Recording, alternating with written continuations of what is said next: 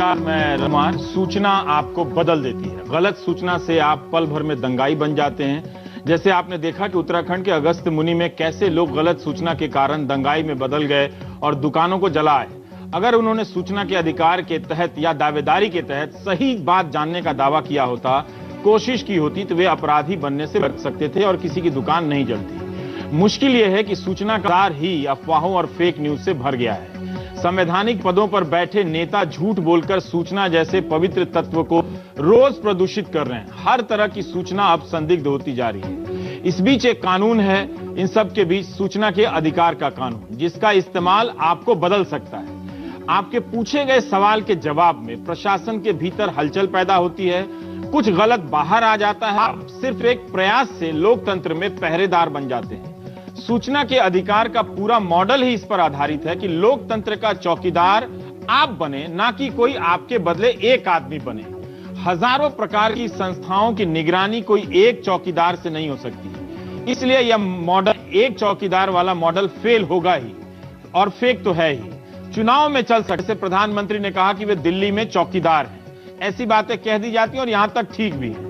मगर रोजमर्रा के लोकतंत्र की चौकीदारी तभी होती है जब जनता जानने के अधिकार को लेकर सतर्क रहती है। एक संस्था से चूक होती है तो कोई नीरव मोदी फरार हो जाता है। देखिए, जिस बाजार से, यानी न्यूज चैनलों और अखबारों से आप सूचना खरीदते हैं, महीने का पैसा देते हैं, फोकट में नहीं मिलता आपको कुछ भी, उससे वाली सूचना ईमानदार, तटस्थ और विश्वसनीय है या नहीं, इसे लेकर सतर्क रहा कीजिए। और जिन सरकारी संस्थानों से आप इस अधिकार के तहत सूचना मांग सकते हैं, उसे भी लेकर सतर्क रहिए। भारत में सूचना के अधिकार का कानून 15 जून 2005 को पास हुआ।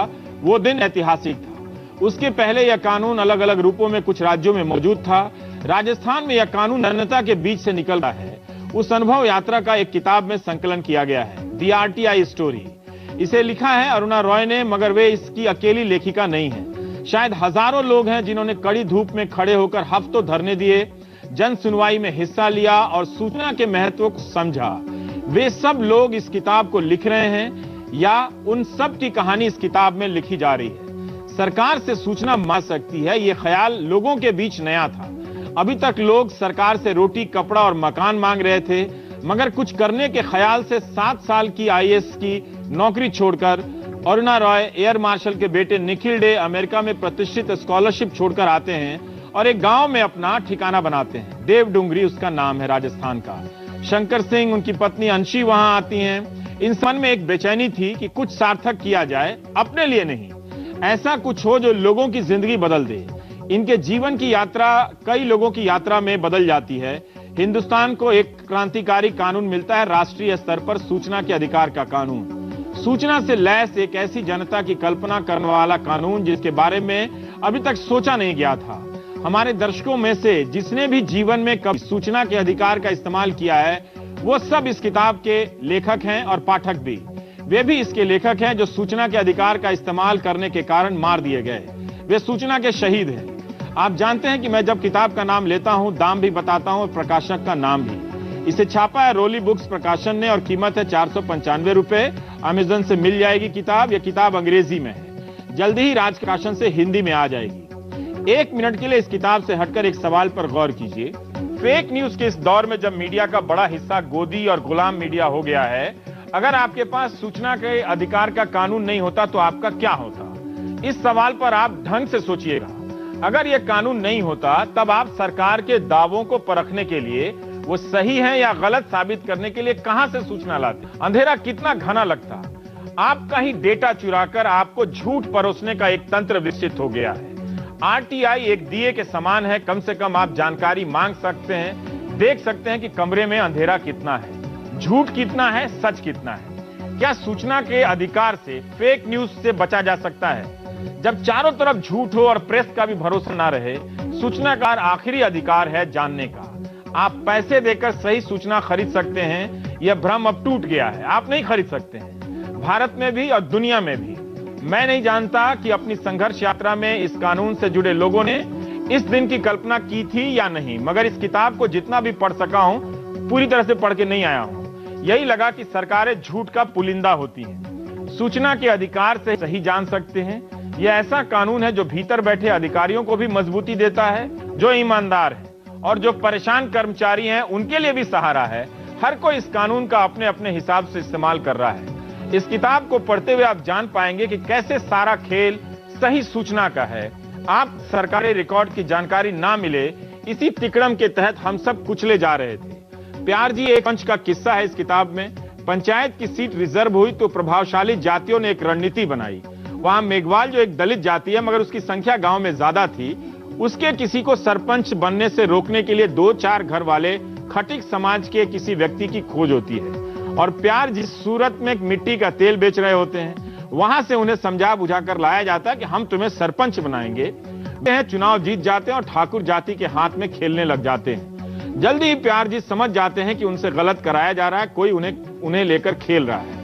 वे मजदूर किसान शक्ति संगठन MKSS के पास आते हैं और कहते हैं कि हमारे गांव में जन सुनवाई कीजिए। प्रधान ही खुद मांग करते हैं कि जन सुनवाई कीजिए। एक सरपंच अपने ही खिलाफ जन सुनवाई की मांग करता है ताकि वो इससे मुक्त हो सके, इस झूठ से। कई बार खुद से मुक्त नहीं हो पाते तो दूसरों की मदद लेते हैं। सारा खेल सामने आ जाता है, फिर से जांच होती है। यह है सही सूचना का असर। वरना तो उनके गांव में BPL परिवारों की सूची में ऊंची जाति के लोग अपना नाम जोड़कर सरकारी योजनाओं का लाभ ले रहे थे। जिनके लिए योजना थी उन्हें नहीं मिल रही थी लाभ, उन्हें लाभ नहीं मिल रहा था। ऐसे प्रसंगों से यह किताब भरी हुई है। हम अरुणा रॉय से बात करेंगे सूचना के अधिकार की यात्रा को लेकर और लोकतंत्र में सूचना एक नागरिक को कैसे बदल देती है। इन सब पर हम बात करेंगे प्राइम टाइम में। अरुणा जी, एक शुरू करता हूं, किसी सवाल से टकराता हूं तो मैं जानना चाहता हूं कि क्या ये मौलिक रूप से भारत में ही सोचा गया राइट टू इंफॉर्मेशन या दुनिया के देशों में अलग अलग रूप से ये मौजूद था या मौजूद है? वैसे हमारा देश पहला नहीं है सूचना अधिकार के बारे में सोचने के क्रम में। US में और ऑस्ट्रेलिया में था तो सही, मगर इसके जो यूनिकनेस जो है, इसकी अद्भुतपना इस पे है कि भारत में ये बुद्धिजीवियों ने इसको साकार नहीं किया। ग्रामीण मजदूर किसान ने इसका कल्पना किया और ये इसको बनाने में और सशक्त करने में, आंदोलन तेज करने में, कानून बनवाने में उनकी भागीदारी है। अच्छा, ये नीचे से आया? ये नीचे से आया है, इसलिए लोकतंत्र के लिए बहुत महत्वपूर्ण है। इसने 2-3 काम किया। एक तो इसने भ्रष्टाचार के खिलाफ और आर्बिट्ररी यूज ऑफ पावर के खिलाफ तो लड़ाई लड़ी ही रही। उसके साथ साथ इसने डेमोक्रेसी को, पार्टिसिपेटरी डेमोक्रेसी चलाना है तो कैसे चल सकता है वो भी एक नमूना हमारे सामने पेश है। क्योंकि इसमें सबसे पहले बोलने वाले सबसे पहले न्यूनतम मजदूरी की मांग की है, तो न्यूनतम मजदूरी में बोला गया तुम झूठ बोलते हो, तुमने काम ही नहीं किया, जबकि वो 8-8 घंटे 10-10 घंटे साइट पे रहे।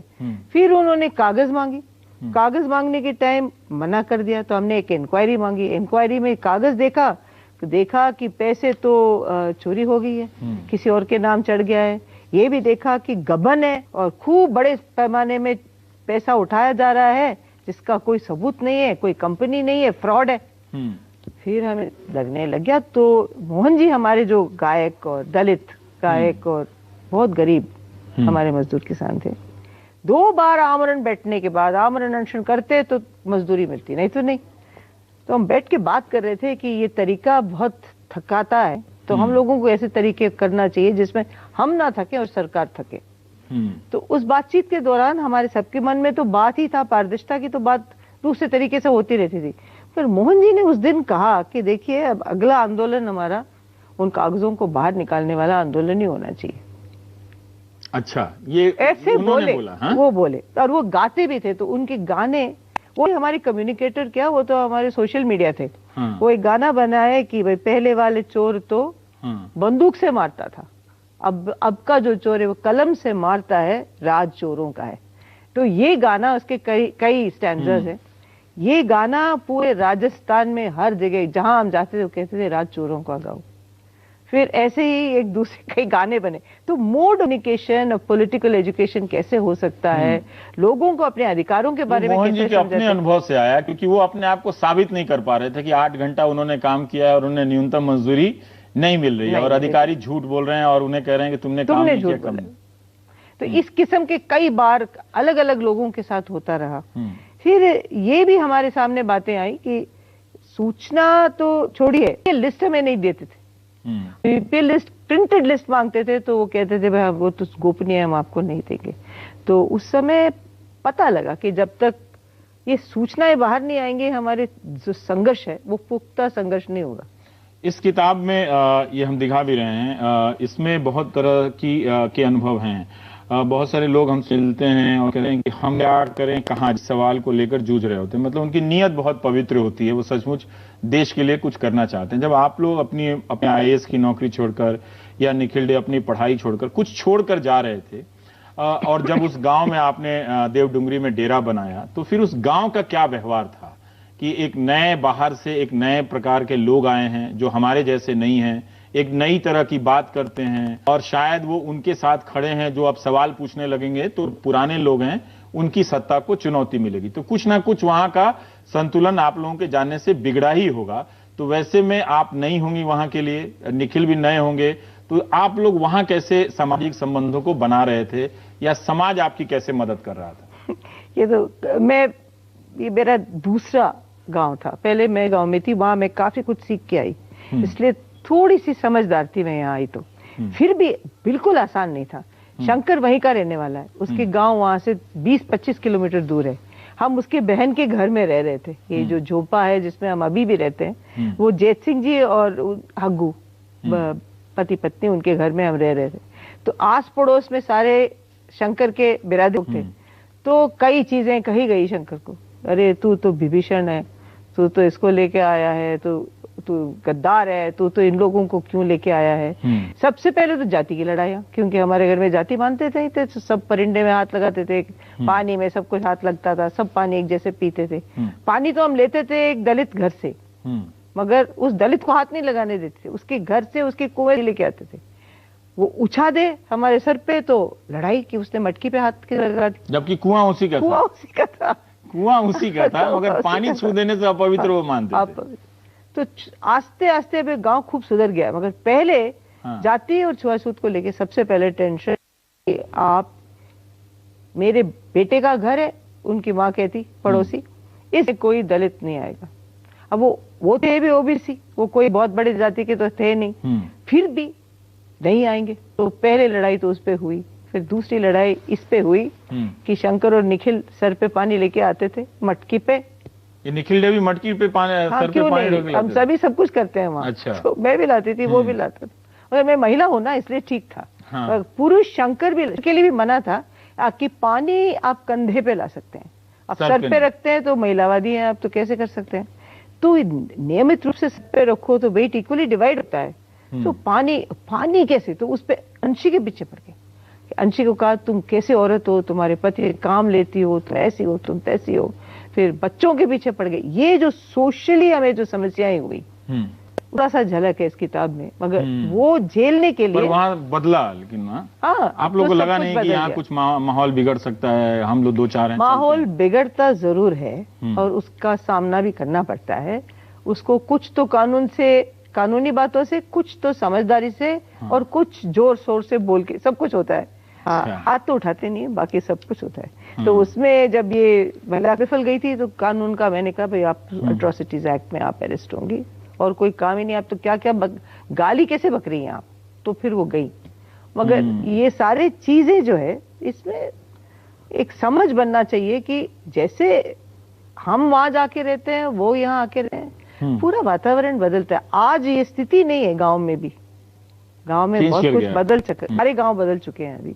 मगर हम जब गए तो वो ऐसा लगता था हाईवे के नजदीक हम रह रहे हैं, हाईवे में डेवलपमेंट है, बड़े बड़े क्रेन्स जा रहे हैं, बड़े बड़े मशीनरी जा रहे हैं, गांव वैसे ही है। मैं एक बात और जानना चाहता हूँ, आपने मोहन जी की बात कही, लेकिन और जब ब्यावर का जो धरना है जो 40 दिनों का चलता है, उसमें बहुत सारे लोग, उसमें आम लोग, कोई सब्जी दे रहा है, कोई पानी पहुंचा रहा है, इन लोगों को ये बात समझ में आ गई कि सूचना का अधिकार उनके लिए बहुत इंपॉर्टेंट अधिकार है, क्योंकि उनके लिए तो ये नया होगा, उनको बहुतों को तो ये बात समझ में नहीं आती होगी कि या बहुत सारे प्रेस के भी जो लोग आते होंगे उनको भी नहीं समझ में आता होगा कि राइट टू इन्फॉर्मेशन क्या है। हम तो इन्फॉर्मेशन, हम ही तो जरिया हैं, मतलब हम मंत्री से मिलकर आते हैं, प्रेस इन्फॉर्मेशन ब्यूरो से मिलकर आते हैं और खबर लिखते हैं, तो फिर राइट टू इन्फॉर्मेशन की क्या जरूरत था कि हमारी जनसुनवाइयां हुई सबसे पहले।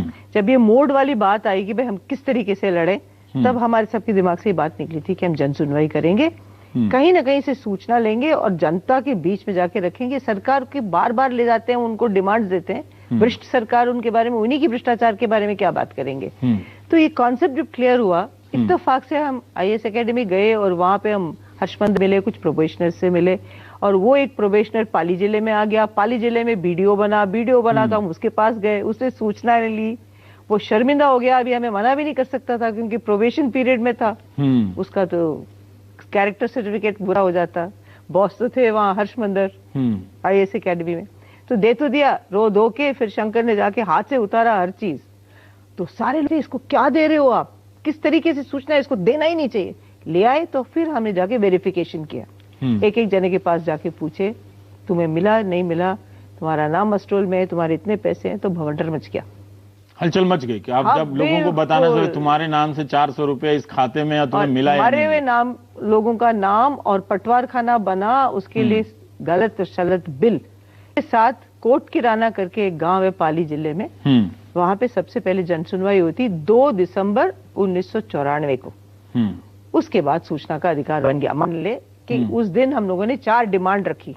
हमने कहा कि पंचायत के सारे रिकॉर्ड्स पारदर्शी होने चाहिए और उसके खर्चा पाने का पूरा विवरण मिलना चाहिए और हमें मस्टरोल बिल वाउचर के नकल में और जो दोषी पाया जा चाहिए और हमें सोशल ऑडिट के पद्धति से सारा कुछ छानबीन होना चाहिए और ये पैसे वापस गांव में लौट के आना चाहिए उसी काम के लिए जिसके लिए आप लोगों ने पैसा खा लिया। तो अब क्या बदलाव है इतने सालों के बाद उन गांव में जो 300 गांव में पड़ रहा था कि प्रभात फेरियां निकली या जन सुनवाई हुई या उनके लोग इस जन सुनवाई ने एक दुनिया के एडिटिव पैटर्न्स में इंडिया में डेफिनेटली सोशल ऑडिट के थ्रू असर किया है। सोशल ऑडिट अब इतना बड़ा चीज हो गया है जिससे अभी AG office, accountant general office ने भी मान लिया है कि सोशल ऑडिट इसे प्रक्रिया है जिसमें door to door, item by item verification होता है। क्योंकि वित्तीय खाता जो होता है, और ये सारे ऑडिटेड थे ये सारे वर्क्स, जहां हमने पाया कि छत नहीं है, रूफ नहीं है, CC, और कह दिया पूरा मकान बन गया, कुछ बना ही नहीं एक्चुअली। अपने मस्टरोल में मरे हुए लोगों का नाम आपने वेरीफाई करके सही कह दिया क्योंकि वो रिकॉर्ड्स देखते हैं। तो वेरिफिकेशन का कॉन्सेप्ट, पब्लिक ऑडिट का कॉन्सेप्ट आया और ये सब लोग माने कि ये बहुत जरूरी है। तो वहाँ एक फिजिकल फॉर्म में बताया, अगर हम जानना चाहें उन गांवों में या किसी गांव में 2-4 जो आपके अनुभव यात्रा में से जुड़े हुए गांव हैं, कानून बनने के बाद, उसके अधिकार के बाद अब जो योजनाएं पहुंचती हैं उनके लागू होने की दर क्या है? मतलब कितनी फर्जी होती हैं या असली में लागू होती हैं, क्या उसका प्रतिशत बढ़ गया है? ऐसा कहूंगी मैं कि वो फेमस वही राजीव गांधी वाला 1 रुपया और 15 पैसा को हम लें तो अब तो 55-60 पैसे से कम नहीं मिलता। मिल जाता है 55-60 पैसा तो मिल जाता, अब वो 40 तो फिर भी जा रहा है। अब उसके बारे में अब लोग बहुत ही तेज नजरिया से देखने लग गए हैं क्योंकि पद्धति मालूम हो गया है कि मस्टरोल में कैसे चोरी होती है, बिल वाउचर में कैसे चोरी होती है, सीमेंट क्वालिटी में क्या चोरी होती है। तो क्या वो लोग RTI का इस्तेमाल करते हैं? वो लोग ज्यादा करते हैं वहां के लोग, या आपके ही संगठन से जुड़े हुए लोग करते हैं, या वो तरह की? अब तो ऐसे हो गया है कि RTI यूजर्स हमें पकड़ते हैं, संगठन को पकड़ने वाले RTI यूजर्स होते हैं जिनका हो सकता है हमारे साथ कोई ऐसे चलते फिरते कोई संपर्क हो या अनजान लोग हो। RTI के जो लोग हैं मैं सोचती हूँ जहां भी कहीं जाती हूँ वो लोग आ जाते हैं, कोई ना कोई समस्या लेके आते हैं कि हमने RTI डाला, ये हुआ, नहीं डाले, इतना नहीं हुआ, वो दे रहा है, दे, अब हमारे सामने पुख्ता सबूत है, अब हम क्या करें। कई किस्म के आने लग गए और दलितों को और पिछड़े हुए लोगों को जिनको पंचायत में जाते ही पिटाई होती थी, उन लोगों के लिए आप अधिकार बन गया है कि वो जाके काफी उनका रेफरेंस आता है दलित समाज का कि इस RTI कानून के बनने में उनकी भागीदारी का, तो एम्पावरमेंट आया है। तो आप ये कह रहे हैं एम्पावरमेंट जरूर आया है। मैं एक चीज जानना चाहता हूं कि इस RTI के इस्तेमाल से जो एकदम नजदीक के ऑफिस हैं, जैसे BDO का ऑफिस है, SDM का ऑफिस है या DM का ऑफिस है, उस पर ज्यादा असर है, या जो दूर के जो मंत्रालय होते हैं, CM सेक्रेटेरिएट होता है, वहां से भी भ्रष्टाचार की अपनी तरह की योजनाएं होती हैं, उन पे ज्यादा असर होता है?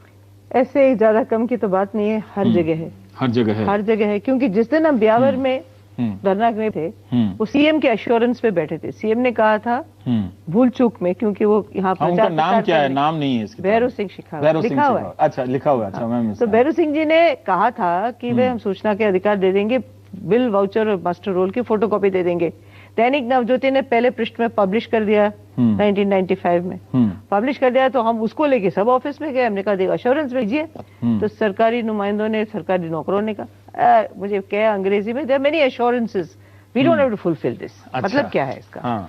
तो it's only a piece of paper. तो हमने कहा कि भाई your salary, your fixed on a piece of paper, your appointment is on a piece of paper, your money is on pieces of paper, so that can be destroyed, आपका भी destroy हो सकता है, क्यों नहीं? तो वो चौंक गए, उन्होंने कहा ये कैसा? तो 1 साल बाद हम 1 साल दिए सरकार को इम्प्लीमेंट करने के लिए। जब इम्प्लीमेंट नहीं हुआ, फिर हम ब्यावर में धरने पे बैठे, हमने लॉ की अमेंडमेंट मांगी, कानून की अमेंडमेंट मांगी कि पंचायती राज एक्ट को अमेंड करो ताकि उसमें ये लिखिएगा कि हम सब एक्सेस कर सकते हैं डॉक्यूमेंट्स। वो 40 दिन वाला धरना, जिस दिन हम बैठे उस दिन कैबिनेट की मीटिंग हुई थी जयपुर में, और फिर इसकी शुरुआत होती है। एक चीज जानना चाहता हूं कि जैसे बहुत सारी आरटीआई है, तो कुछ तो प्रेस में छप जाती है, जैसे अभी चुनाव आयोग की को लेकर फर्स्ट पोस्ट में कुछ एक छपा है आरटीआई को लेके, लेकिन बहुत सारी आरटीआई लेकर लोग घूमते रहते हैं, वो कहीं छपती भी नहीं है। तो क्या ये लोग व्यक्तिगत सूचना के तौर पर इस्तेमाल करते हैं, या कोई ऐसा मॉडल है कि ज्यादातर लोगों को शेयर करते हैं उनको लेकर कि ये हमारे पास ये आरटीआई है, फलाना एसडीओ गलत कर रहा है? दोनों होते हैं। दोनों होते हैं। ये तो व्यक्तिगत भी होता है कई कि राशन में नहीं मिला, पानी नहीं मिला, ये नहीं मिला, दवाई नहीं मिली। आजकल तो कई जगह ये कह दें कि वो आरटीआई एप्लीकेशन लेके जाते ही वो कह देते हैं अच्छा चलो इसको तो तुम रखो, हम दे देते हैं। ये भी होता है। तो उसका जो, मगर कई जगह इसका रास्ता भी ढूंढ रहे हैं। वो 5% झूठ भी बोला जा रहा है, गलत सूचना भी दी जा रही है। गलत सूचना भी दी जा रहा है, बिना सूचना। जो अनपढ़ लोग हैं उनको तो ऐसे पन्ने दिए जा रहे हैं जिसका कोई मतलब ही नहीं है। वो भी ये सीख लिया है अधिकारियों ने कि वो भी सीख लिया है। उसके बारे में फिर हम लोग अपील में गए, अपील में हमें ठीक ठाक ऑर्डर भी मिले। ऐसी बात नहीं है। ऐसा है कि आरटीआई की मैनेजमेंट बहुत कमजोर है, क्योंकि कमीशन ठीक से नहीं काम कर, पीआईओज में कई बार उनको एजुकेट नहीं किया गया है आरटीआई के बारे में, एक्ट के बारे में। मगर जोश लोगों में कम नहीं हुआ है अभी तक। अभी भी हैं लोग इसका इस्तेमाल कर रहे हैं, इस बात के बावजूद कि तो क्या ये कमीशन को ढीला ढाला छोड़कर इसको निष्प्रभावी करने का प्रयास हो रहा है? प्रयास हो रहा है, मगर 60 से 80 लाख लोग हर साल आरटीआई यूज करते हैं, एस्टिमेटेड फिगर्स हैं। तो 1 घंटे में वो कहते हैं, अभी इसको कैलकुलेट करें तो 1 घंटे में आपके 300 लोग applications all over India file करते हैं। अभी ये जो है, ये लोग तो फाइल करते रहेंगे और इनका सूचना फर्स्ट अपील में मिल जाता है, क्योंकि उनको कमीशन जाने की जरूरत नहीं होती, क्योंकि वो राशन, चाय, पानी, आईडी कार्ड, ये वो इस लेवल पे होता है। कमीशन में कम परसेंटेज जाते हैं जो कॉम्प्लिकेटेड लॉ होता है, या जहां पीआईओ बिल्कुल नहीं देना चाहता है, अड़ जाता है, वो जाते हैं। मगर कमीशंस की जो पेंडेंसी है, कमीशंस की जो नॉन अपॉइंटमेंट है, वो एक मैनेजमेंट के थ्रू उसको फेल करना चाहती है। ये सरकार जो है ओमिशन से फेल करना चाहती है। पूरे पहले वाले सरकार अमेंडमेंट सजेस्ट करके कमीशन से फेल करना चाह रही थी। तो कोई भी सरकार इस कानून को आएगा। एक जब हम धरने दे रहे थे बिहार में, तो एक वकील आया हमारे पास और उसने कहा कि देखो भाई, मामला तो बिल्कुल सही है, छोड़ो मत, मगर मिलने वाला नहीं है। तो हमने कहा ऐसा किस्सा बता सकती हैं कि किसी ने आरटीआई से जानकारी ली हो और वो पूरा बदल गया हो, पूरा उसको लगा हो कि हाँ अब वो अपना फर्ज निभा रहा है, पूछ कर कि इस पुल को बनाने में कितना पैसा लगा, कितना समय लगा? बहुत सारे केसेस हैं, मगर एक मैं ये कह सकती हूँ कि हमारे करनी बाबा थे, उनको 1 साल से पेंशन नहीं मिला था। तुरंत फर्स्ट एप्लीकेशन 13 अक्टूबर 2006 उनका ही डलवाया हम लोगों ने। अच्छा। उनका हमने डलवाया, इतने दुबले, ऐसा लगता था कल ही टीबी से मरने वाले हैं। उनके एप्लीकेशन डाला और कहा कि भाई आप हमें बताइए कि हमारा राशन कार्ड में एंट्री है और आपके रजिस्टर में एंट्री है, इसमें फर्क है, तो हमारा गेहूं कहाँ गया? उसी रात 6 बोरी अनाज उनके घर आया और वो आके पांव पकड़ा और कहा साहब आप और मत करिएगा, मैं आपके अनाज हर महीना दे दूंगा। अभी भी कहीं आरटीआई मैं फाइल करती हूँ, मैं भी गांव में रहती हूँ, तो मैं भी अपने सरपंच के पास फाइल करती हूँ, तो वो फोन करता है, मुझे गांव में नानी बुलाते। अच्छा। कि नानी जी अपने क्यों ऐसे, हम तो खुद आप बोल ही देते तो हम कर देते हैं। आरटीआई फाइल तो ये असर है। तो अगर आपकी तरह लोग और भी गाँव में ज्यादा से ज्यादा आरटीआई का इस्तेमाल करें अपने प्रधान को, क्योंकि अब उनके पास काफी फंड है, पैसा है, तो एक बेहतर गांव के स्तर पर ही पैसे का मैनेजमेंट और लोकतंत्र हो सकता है। मगर इसमें आपको कुछ मजबूती भी चाहिए, क्योंकि जहां प्रधान या सरपंच गुंडा है, वहाँ 65 वहाँ लोग भी रिस्क है, तो मारे तब गए हैं। आपको एक ग्रुप भी रहना चाहिए। तो क्योंकि वायलेंस की रिस्क होती है, उस समय राइट। लोगों को एक बना के भी रहना पड़ता है। एक पावर, हमारी पावर जो है हमारी संख्या है, तो इस संख्या को किताब में बनाए आपने रहना निखिल चाहिए। चक्रवर्ती, कुलदीप नैयर, प्रभास जोशी को भी याद किया है, हिंदू के पत्रकार को भी याद किया जिन्होंने लगातार लिखा है। प्रभास जी का उल्लेख है कि हम जानेंगे हम जिएंगे, है ना? एडिटोरियल का एडिटोरियल लिखा है। क्या अब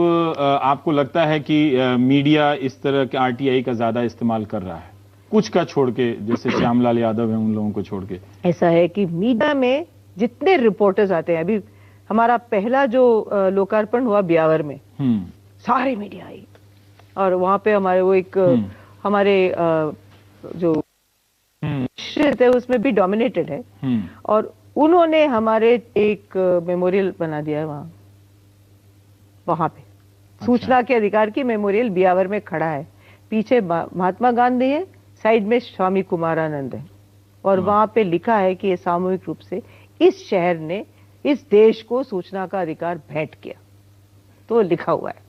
तो जब इस तरीके का माहौल है, तो एक अलग किस्म की राजनीति जन्मती है, जिसमें लोगों को जोड़ के आगे बढ़ाने वाली राजनीति, उसका जन्म भी दिया।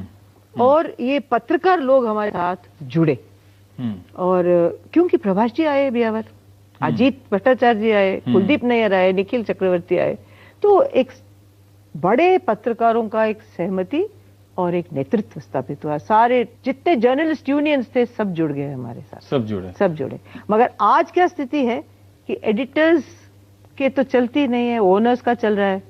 तो ओनर सूचना का अधिकार चाहते हैं या नहीं चाहते हैं, जब वो ही कंट्रोल्ड है, तो फिर खेल ही बदल गया ना। खेल ही बदल गया है, और ये खेल बदला जा सकता है अगर हम इस अधिकार को लेकर थोड़ा और सतर्क हो फोकस हो जाएं। हाँ जी, वैसे प्रकाश कार्डले थे इंडियन एक्सप्रेस के, उन्होंने खूब काम किया पुणे में, वो भी अब नहीं रहे।